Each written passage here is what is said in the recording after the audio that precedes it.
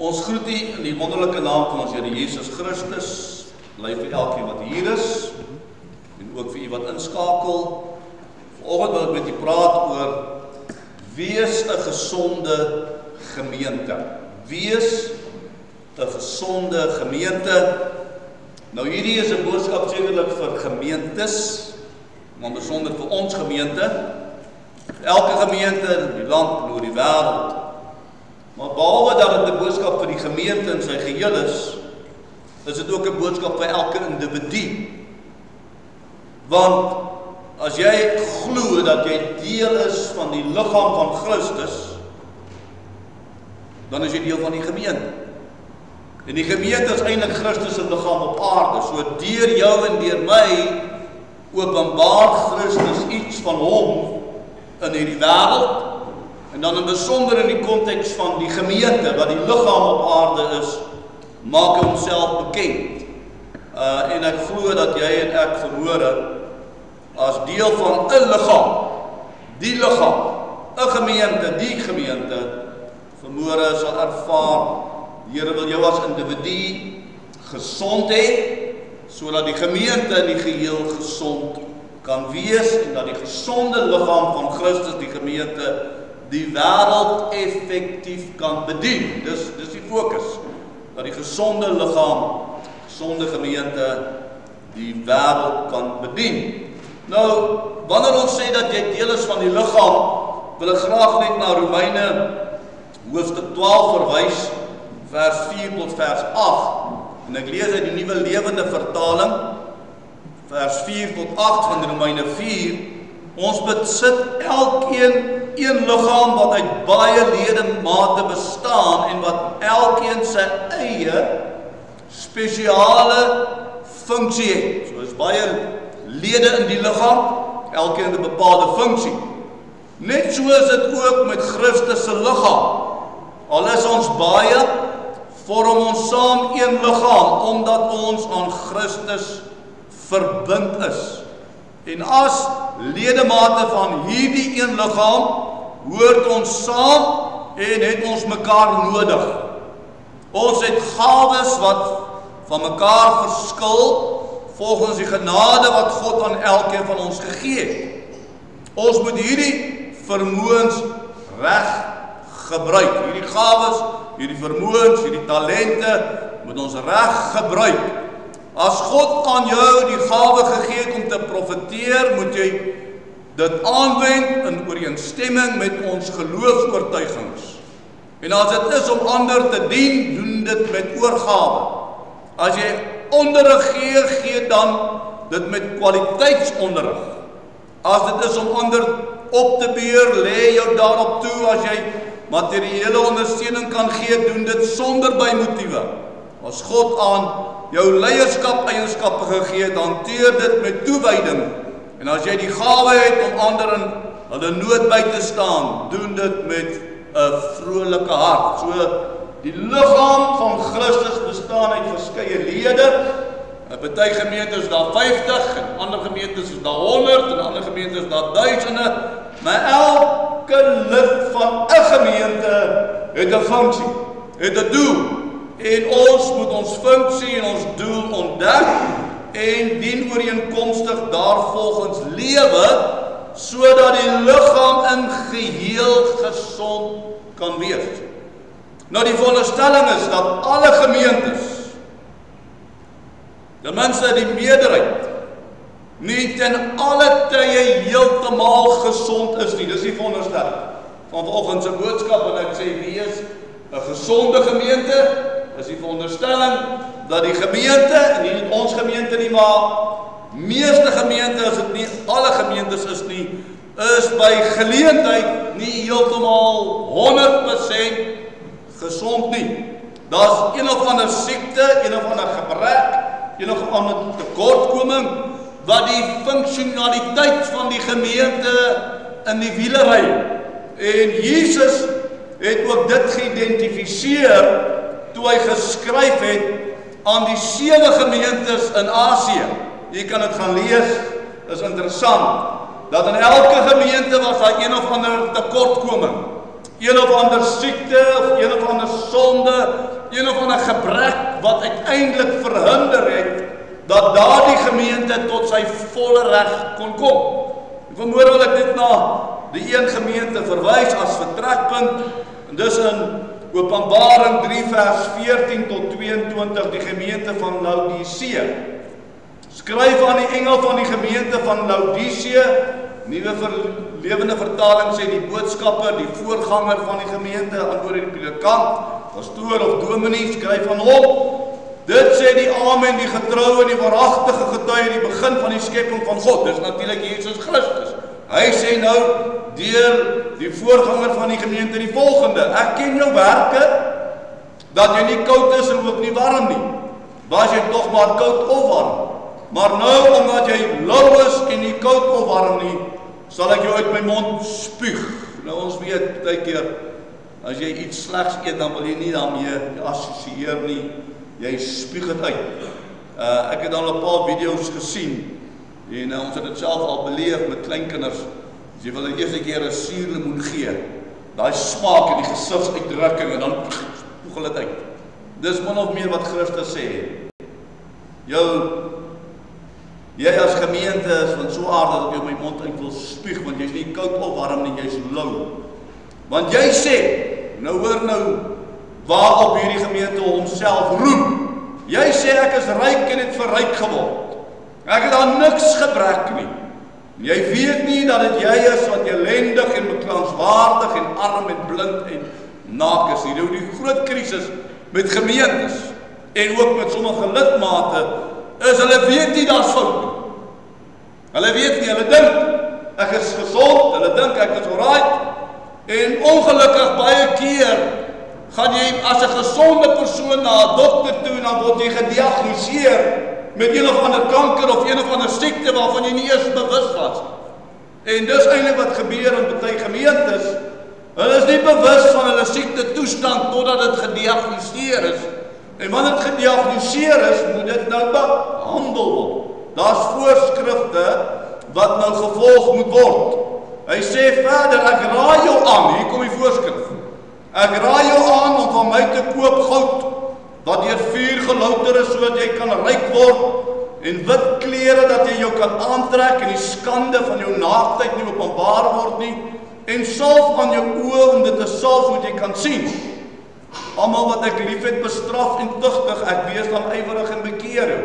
Hy sê vir die gemeente, bekeer jou. Maak reg wat verkeerd is. Behandel jou siekte toestand. Word gesond. Kyk, ek staan by die deur en ek klop, as iemand my stem hoor en die deur oopmaak, sal ek ingaan en na hom toe en saam met hom maaltyd hou en hy met my.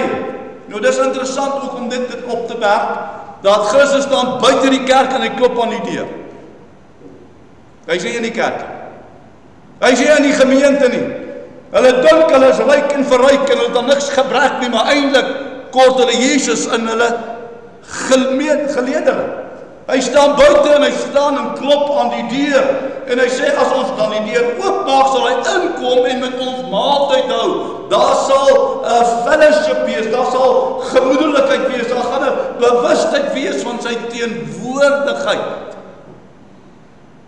Aan hom wat oorwin sal ek gee om saam met my te sit op my troon, soos ek ook oorwin het, en sal my Vader op die troon sit, wie 'n oor het, laat hom hoor wat die Gees aan die gemeente sê. Dis belangrik. Help jy gaan dokter toe, die dokter diagnoseer jy met een of ander siekte nie, maar hy gee vir jou voorskrif en jy gee hom 'n dowe en jy ignoreer dit en gooi die voorskrif in die asblik. Jy sal net siek word en sieker bly. Siek bly en sieker word. Dan beter gestel. So, Jesus identifiseer in hierdie 7 gemeentes sekere siekte toestande, en hy wil hê die gemeente moet nie siek deur die lewe gaan nie, die gemeente moet nie siek in hierdie wêreld funksioneer nie, maar dat die gemeente gesond sal wees en 'n verskil sal maak waar hy of sy geplant is. Wie oor het, laat hom hoor wat die Gees aan die gemeente sê. Mag die gemeente vanmôre, mag u wat deel is van die gemeente en deel is van enige gemeente vanmôre hoor wat die Gees van die Here aan die gemeente wil sê. Nou ek het so 'n bietjie gaan huiswerk doen, bietjie gaan opdelwe in die verlede. En ek het toe nou op 2007, Julie 2007 afgekom op 'n gemeentekoerantjie wat ek destyds uitgedeel het. Eenmal 'n termyn het ons 'n gemeentekoerantjie geplaas en toe sien ek maar daar's die hele voorskrif gemeente word of wees gesond en 'n hele artikel wat daaroor handel en ek het gedink dit sal goed wees om vanmôre net weer daarna te verwys 17 jaar later. Gedurende Februarie tot April het Pastor Richard 'n reeks boodskappe gepreek met die tema word 'n gesonde gemeente. Ek lees nou die artikel. Die gemeente word in die Bybel beskryf as die liggaam van Jesus Christus op aarde. Soos wat die menslike liggaam onderworpe is aan faktore wat dit siek kan maak of gesond kan hou, so is daar faktore wat die gesondheidstoestand van elke gemeente bepaal. Ons weet dat elke gemeente 'n teken is vir die vyand. Ons weet dit. Satan en sy demone wil graag hierdie liggaam siek hê en siek hou sodat hy nie effektief kan wees en funksioneer in hierdie wêreld nie. Elke gemeente wat vir God se koninkryk op aarde 'n impak wil maak, sal eksterne sowel as interne aanslae beleef. Hoe gesonder die gemeente is, hoe makliker sal hulle die virusse en die siektes en die aanslae kan oorleef. Hoe gesonder ons is. Maar hoe siek ons is, gaan ons uit die aard van die saak weet jy, as jou immuunstelsel af is, gaan jy baie gou siek wees. Indien die liggaam of die gemeente nie mooi versorg word nie, kan die geestestoestand op die gesondheidsvlak van die liggaam weldra agteruit gaan en kan die liggaam oneffektief of paraplegies of selfs terminaal siek word. Dit is nie hoe ons die liggaam van Jesus Christus graag wil sien nie. En tog is dit hoe baie gemeentes lyk. Siek, gestremd, paraplegies en selfs terminaal aan lewensondersteuningsorgane, masjiene gekoppel. Nou om die gesondheidsvlak van die gemeente te bepaal, word soms 'n diagnose gemaak. Hierdie diagnose bepaal watter mate die liggaam gesond of siek is. Jesus het 'n soortgelyke prosedure gedoen met die 7 gemeentes van Asië. Ek het daarna nou verwys. Dan kom hy in Openbaring, hoofstuk 3 vers 14 tot 22, die gemeente van Laodicea, en hy spreek hulle aan, en hulle siekte is geestelike hoogmoed en materialisme. Hulle sê ryk en verryk geword en het daar niks gebrek nie. Hulle is materialisties gefokus. Hulle het hoogmoed, hulle dink, hulle kort niks nie. Inteendeel, Jesus staan buite die deur en hy klop en hulle kort eintlik hom in hulle midde. Nou die voorskrif in vers 18, ek raai jou aan om van my te koop goud wat deur vuur gelouter is, sodat jy ryk kan word, en wit klere dat jy jou kan aantrek en die skande van jou naaktheid nie openbaar kan word nie, en salf om jou oë te salf sodat jy kan sien. Soos Jesus die 7 gemeentes van Openbaring aanspreek en diagnoseer, so diagnoseer hy ook elke gemeente in hierdie dag. Ons hoor nie altyd net die diagnose nie, ons hoor nie altyd wat die voorskrifte is nie, maar ons moet bewus wees dat Jesus ons gedurig onder die vergrootglas plaas en kyk hoe gesond ons eintlik is en in watter mate ons effektief in hierdie wêreld kan funksioneer. Nou, 'n lewende organisme. Wat is 'n lewende organisme? 'n Lewende organisme is 'n organisme wat asemhaal, wat kan beweeg, wat op 'n manier kan voortplant. Dis 'n lewende organisme, maar ons identifiseer dat die kwaliteit van 'n lewende organisme ook onderhewig is aan 'n klop goeders. In die eerste plek moet kan asemhaal. Baie mense sukkel om asem te haal. Hulle het nodig om deur suurstof aan die lewe gehou te word. Ons dink aan die bloed wat deur die hart moet pomp. Baie mense sukkel met bloedsomloop en uiteindelik word van die ledemate geamputeer omdat daar nie genoeg bloedsvloei in die liggaam is nie. Ons dink aan die senuweestelsel wat reg moet funksioneer. En as jou senuweestelsel nie reg funksioneer nie, het jy ook hier en daar gebreke en tekorte in jou liggaam. Ons dink aan die vlees en die been wat maklik kan stikkend word, bene wat breek en vlees wat oopgekerf kan word en skade kry. Ons dink aan die beweegbaarheid van die ledemate in die liggaam, terwyl daar ook soms meer bene en arms is wat glad nie kan beweeg nie. Ons dink aan hulle wat paraplegies is, gestremd is. Ons dink aan mense wat bedlend is en wie se spiere nie meer funksioneer nie. Ons dink aan effektiewe breinfunksies. Sommige mense is baie skerp, hulle is geniaal. Ander is verstandelik gestremd en kan niks vir hulself doen nie. In al hierdie gevalle is daar lewe, maar die kwaliteit van die lewe word eintlik aangespreek. En nou kan jy vanmôre sê, ja, ek lewe, maar lewe jy regtig? Is jy regtig besig om die kwaliteit van die lewe wat God jou gee en te gebruik in hierdie wêreld te benut? Of is jy eintlik maar net 'n persoon wat aan die lewe gehou word met sekere lewensondersteunings masjiene en eintlik is jy reeds breindood? Nou sekere gemeentes het nodig om herstel te word. Gelowiges het nodig om herstel te word. En partykeer as daar siektetoestand is, word daar voorskrif gegee, medikasie word gebruik en dit help met die herstelproses. Partykeer moet jy 'n terapeut kry wat help met terapie, sodat jy kan leer om weer aan te kan funksioneer. En daar's verskillende maniere om die stikkende liggaam, die gebrokenheid, die ongesonde toestand van die liggaam weer te bring by 'n plek waar dit gesond kan funksioneer. En ek wil jy moet vanmôre weet, Christus wil ons, vir jou en vir my, en die gemeente en die gemeentes gesond hê. Nou gesondheid word gewoonlik ook gedefinieer met lewe en groei. Nou gaan ek vir jou net 'n skrifgie lees. Jy moet dan eers kyk, waar is dit? Matteus 6 vers 28. Matteus 6 vers 28.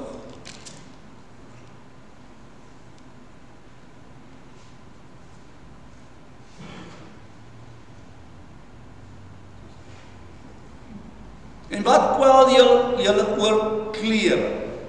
Let op die lelies van die veld, hoe hulle groei. Hulle arbei nie en hulle spin nie. En ek sê vir julle dat selfs Salomo in al sy heerlikheid nie bekleed was soos een van hulle nie. Wat kwel julle heel oor klere? Wat julle bekommerd oor die tydelike dinge? Let op na die lelies van die veld, sien dat hulle met heerlikheid bekleed is. Maar wat ek wil op fokus is, let op die lelies van die veld, hoe hulle groei.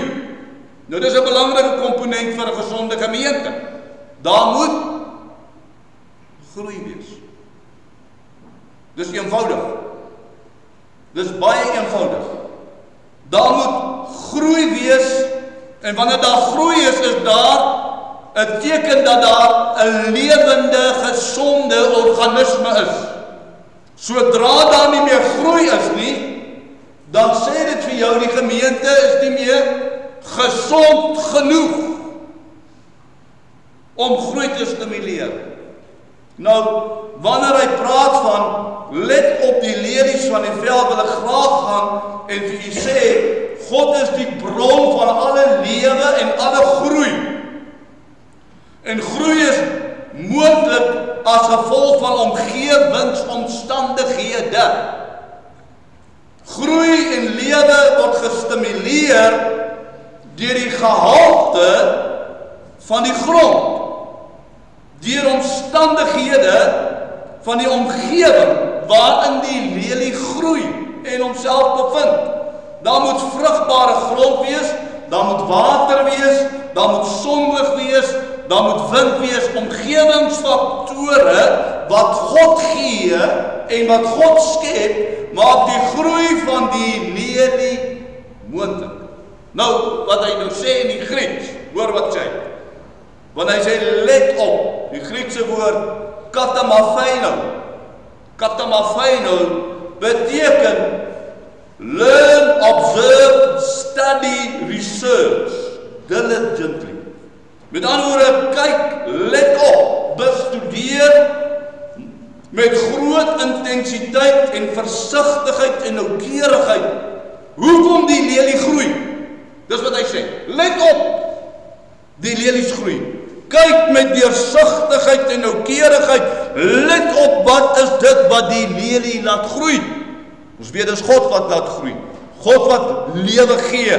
Maar God gee ook omstandighede rondom die lelie wat groei moontlik maak. Dis hy wat die grondgehalte op so 'n manier bewerkstellig dat die lelie tot sy volle potensiaal kan kom. Dis hy wat water gee, is hy wat sonlig gee, dis hy wat die nodige omgewingsomstandighede bewerk, sodat groei moontlik kan word. Nou is die punt. En ons het hierdie goed geleer met National Church Development. Gemeente het 'n klompie jare terug vraelyste voltooi om die groeigehalte en potensiaal, die gesondheidsvlakke van die gemeente te bepaal. En daar's verskillende maniere om dit te diagnoseer. En die gemeente het deur die prosesse gegaan en moontlik sal die nuwe pastoor weer deur die prosesse gaan om weer te bepaal hoe lyk die gemeente se gesondheid. Waar is die areas waaraan ons moet werk? As jy na die omgewingsfaktore kyk, dan kan jy sê maar die grondgehalte is nie goed genoeg om groei te stimuleer nie. Ons moet stikstof insit of ons moet kunsmis insit. Of hy kan agterkom, hier is die grond te droog, hy het nodig om water te kry. Jy diagnoseer die omstandighede waarom die gemeente nie groei nie, want die groei is daar alleen as die gemeente gesond is, en as daar nie gesondheid is nie, dan groei die gemeente nie. En moet daar sekere goed gebeur. Die voorskrif van die dokter moet nagevolg word. Die landbouer sê dan moet sekere goed gedoen word sodat groei gestimuleer kan word. Sekere groeimeganismes is nodig om die groei potensiaal te bevorder. Nou ek het hier geskryf daar in 2007, biotiese potensiaal spreek van vermoë om te oorleef en te reproduseer. Met ander woorde om te verneder en te groei. Biotiese potensiaal, soos stikstof en suurstof, water en sonlig en al die goeders. Die enigste manier om hierdie potensiaal te vernietig is deur veroudering en vergiftiging of die uitwissing. Nou wat ons eintlik daarmee wou sê, as ons die lelie se groeipotensiaal wil vernietig, haal ons hom uit, wortels en al, sodat hy een kant lê en kan doodgaan. Dis ook so dat ons uiteindelik van die dag probeer om die potensiaal van die groei van hierdie lelie te beperk deur hom of haar of dit nie water te gee nie, nie genoeg sonlig te gee nie, wat daarmee saamgaan. En ons beperk die potensieel, die biotiese potensiaal van die plant. Nou, vir interessantheid hoor ek in hierdie week, baie interessant, dat daar in Jerusalem 'n saad ontdek is wat 1000 jaar gelede gewees het. Vir 1000 jaar gelede was hierdie saad die laaste keer ontkiem. Daar is nie meer so 'n plant nie. En die wetenskaplikes het hierdie saad, jy kan dit gaan Google, jy gaan dit kry.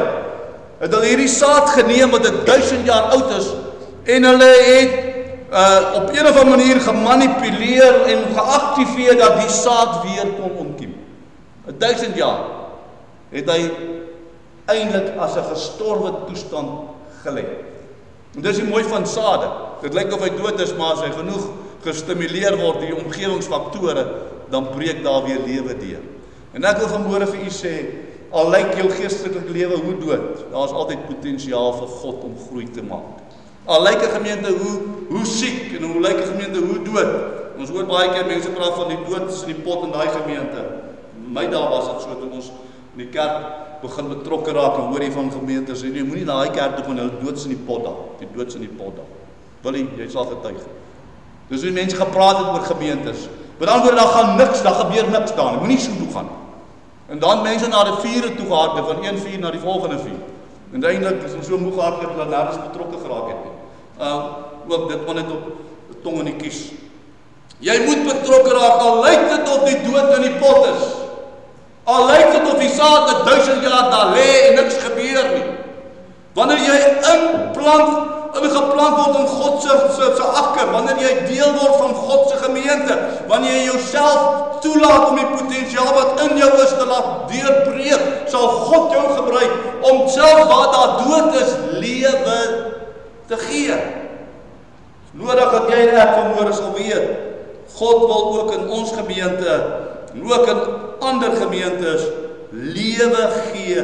Nie net lewe wat aan masjiene gekoppel is nie, maar lewe wat effektief is en wat uitbeweeg en 'n verskil maak in die wêreld waar God hulle geplant het.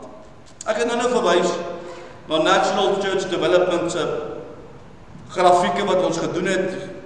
Kerkraad wat hier is, wat deesdae al maar hier was, op die raad gedoen het, sal onthou dat ons vraelyste voltooi het en te bepaal het waar is daar areas waar ons kan groei, waar ons groei kan stimuleer, waar ons meer gesond kan wees as gemeente. En daar was 10 karaktereienskappe wat gediagnoseer was volgens hierdie persoon wat die National Church Development program geskryf het, en het geskryf op grond van hierdie gedeelte van Matteus 6 vers 28, let op na die lelies, kyk hoe hulle groei. Doen noukeurig navorsing en sien wat gebeur.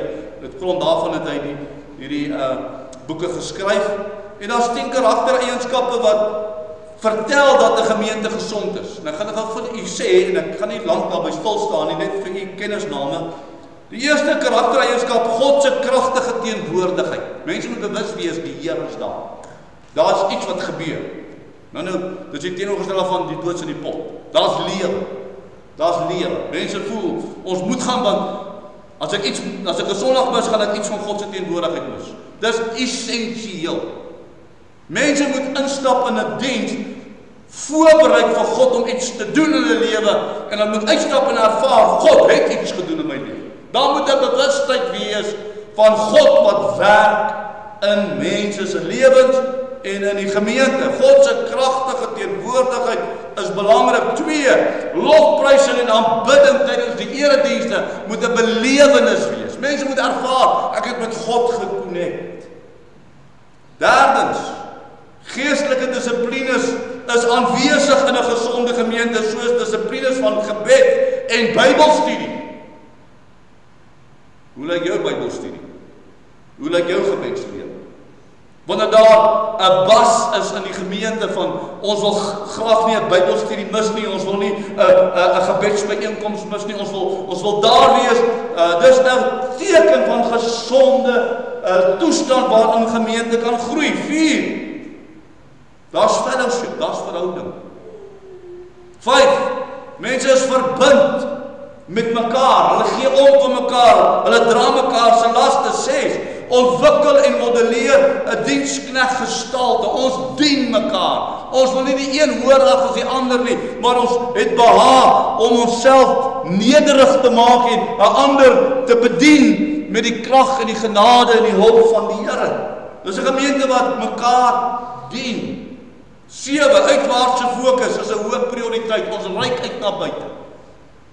Dis spreek van 'n biotiese gesondheidstoestand. Ons reik uit na buite. Ons vra ons vriende om saam met ons kerk toe te gaan. Ons bedien mense daar buite. 8. Verantwoordelike bestuur en admin. Dis nogal 'n biotiese groeipotensiaal in 'n gemeente. As die admin nie na wense is nie, as dit ongesond is, dan lei dit ook tot wanadministrasie. En wanadministrasie is natuurlik 'n doodsteek vir enige gemeente. 9. Rentmeesterskap en vrygewigheid of vervaardigheid. Ek verantwoordelik met dit wat God aan my toevertrou. Rentmeesterskap sluit aan natuurlik tiende gee, né? Offergawes. Ek is 'n rentmeester van dit wat God aan my toevertrou het. As dit laag is 'n toestand wat ongesond is vir 'n gemeente. 10. Ek netwerk met die groter liggaam van Christus. Ek erken ek is nie alleen nie. Ek het ander gemeentes rondom my nodig. Ek sluit af deur net te fokus om 'n gesonde gemeente te wees op een van die 10 aspekte. En dis nou natuurlik 'n reeks van 10 preke wat ek vanmôre kom gepreek het, né? Maar een van hulle is God se kragtige teenwoordigheid. Wanneer ons praat van die teenwoordigheid van die Here, dan praat ons van die heerlikheid van die Here. Nou die heerlikheid van die Here is die doxa in Grieks, wat beteken glory in Engels. En dan sê hy, this denotes to the revelation of God's being. Dit reflekteer wie God is, sy heerlikheid. It's a revelation of God's being, His nature and His presence to mankind. Daar word seker goed gesê oor die teenwoordigheid van die Here, 'n few van nie. Sekere belewennisse wat mense sal hê. Dis soos die Emmausgangers op die pad gewandel en sê, was ons harte nie brandende terwyl hy met ons gepraat het nie. Hy het met ons gepraat, ons het nie eens agtergekom, hy praat met ons. Ons is bewus van sy teenwoordigheid. Maar mense die uitstap met hulle bewus wees, die Here het met my gepraat, was bewus van sy teenwoordigheid. 'n Few van nie is iets soos Moses in die woestyn met die brandende bos, waar God homself bekend maak in 'n brandende bos. Few van nie is die teenwoordigheid, manifestasie van sy teenwoordigheid. Mense wat uitstap en sê, ek het iets soos 'n gesig of 'n visioen beleef. Die Here was daar. Die heerlikheid van die Here is 'n belangrike aspek vir 'n gesonde gemeente. Mense moet kan ervaar, God was daar. Nou, wil ek net die volgende sê, en daarmee maak ek klaar. Die heerlikheid van die Here word gesien in hedendagse kerk, veral in 'n Pinksterkerk, deur die genadegawes, die werkinge, die bedieninge wat in die gemeente plaasvind. Ons lees hiervan in 1 Korintiërs 12 vers 4 tot 6. 1 Korinte 12 vers 4 tot 6. Daar is wel verskeidenheid van genadegawes, maar dit is dieselfde Gees. Daar is verskeidenheid van bedieninge, waarvan genadegawes, bedieninge. Tog is dit dieselfde Here. Daar is verskeidenheid van werkinge, en tog is dit dieselfde God, wat alles in almal werk. Maar aan elkeen word die openbaring van die Gees gegee met die oog op wat nuttig is. Want die een word die Gees 'n woord van wysheid gegee, en die ander 'n woord van kennis, en 'n ander van weer dieselfde Gees, 'n ander weer geloof, deur dieselfde Gees, 'n ander weer genadegawes van gesondmaking, deur dieselfde Gees, 'n ander werkinge van kragte, 'n ander profesie, 'n ander onderskeiding van geeste, 'n ander allerlei tale, 'n ander uitleg van tale. Maar al hierdie dinge werk een en dieselfde Gees wat aan elkeen afsonderlik uitdeel soos hy wil. Nou weet ons, as Pinkstermense fokus ons op die 9 genadegawes, charismate, profesie, tale, uitleg van tale, genadegawes, gesondmaking, geloof, werking van kragte, ensovoorts. Ons fokus op dit.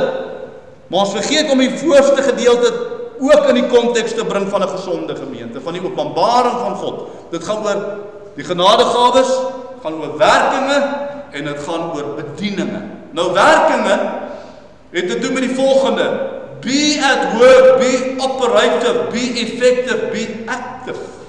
Elke gemeentelid is veronderstel om 'n werk te doen in die gemeente, om deel te wees van die gemeente, om iets positief in te sit in die gemeente.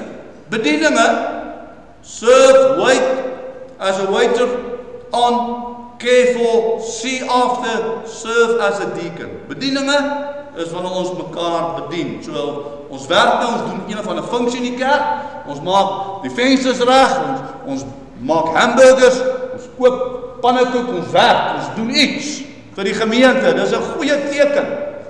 Maar bedieninge is wanneer ons mekaar kom bedien, wanneer ons mekaar bid, wanneer ons hande uitsteek en mekaar ondersteun vir hulle wat mismoedig is en wat hartseer beleef, om net daar te wees vir mekaar. Dis bediening.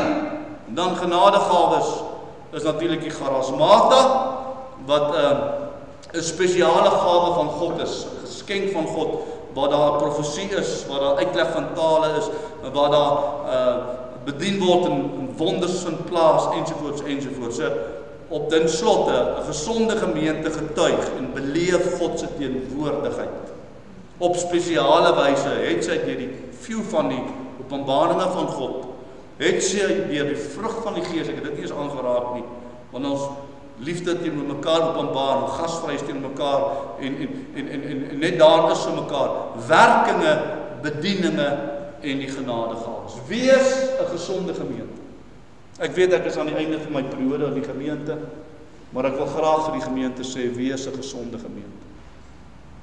Skep 'n teelaarde vir die lelie om te groei. En wil jy daarna verwys, en ek gaan weer daarna verwys. Julle gaan 'n nuwe pastoor kry, maar die groei gaan afhang van hoe vrugbaar die gemeente is. Dis sy woorde. Hoe vrugbaar die gemeente is. Hoe lyk die grondgehalte?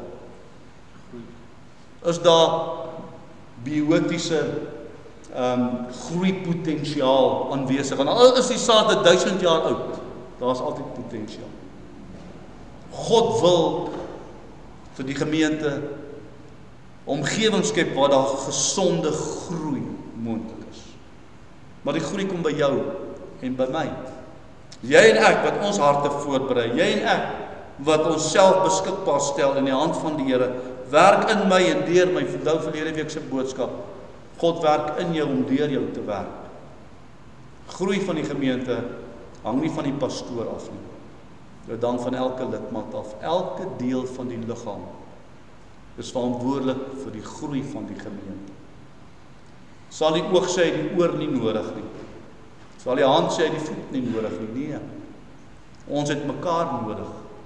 En jy kan nie net dink jy is nou die pinkie, jy is nie belangrik nie. En ons amputeer jou en sit jou een kant nie. Jy is deel van die liggaam. Ongelukkig is daar te veel geamputeerde ledemate wat net rond lê iewers. Ons het nodig om vanmôre ons plek en ons funksie te vind in die gemeente, sodat deur die gemeente God hierdie wêreld kan bereik. En Christus sê vanmôre vir jou en vir my, nie net vir die gemeente van Laodicea nie, maar hy sê vir jou en vir my, wees 'n gesonde gemeente. Kom ons bid tot eer van die Here. Vader, ons het nodig om so nou en dan net so 'n bietjie gediagnoseer te word. Partykeer gaan ons deur die lewe en ons dink ons is gesond. En as ons dan iewers klik by 'n dokter kom om net jaarlikse toetse te doen, dan kom ons agter maar ons is nie so gesond soos ons gedink het nie. En ek wil bid dat die gemeente en elkeen wat na hierdie woord luister, vanmôre sal ontdek, hulle is nie so gesond soos hulle behoort te wees nie. Daar's gebreke, daar's tekorte. Daar's sekere lede in organe wat nie funksioneer soos dit behoort te funksioneer nie. Die Here bring ons in lyn. Help ons om te let op die lelies en te sien dat daar omgewingsfaktore is wat groei stimuleer. En help ons om in ons eie geestelike lewe omgewingsfaktore te skep. Faktore soos om in gebed met U tyd te spandeer, woordstudie tyd met U te spandeer, in lof en aanbidding tyd met U te spandeer, in die teenwoordigheid Sondag tyd met U te spandeer. En dan sal ons 'n omgewing skep waar ons groei kan stimuleer. En ek wil bid, elkeen wat na hierdie woord luister, 'n behoefte sal hê om gesond te funksioneer, om gesond te wees in hulle gees, en te sien en te beleef hoe U groei in hulle moontlik maak. En soos U groei moontlik maak in elke individu se lewe, wil ek bid dat daar in die geheel in die gemeente groei gestimuleer sal word. Daar 'n groei sal wees tot eer en verheerliking van U naam. Ek bid dit in Christus Jesus ons wil. Amen.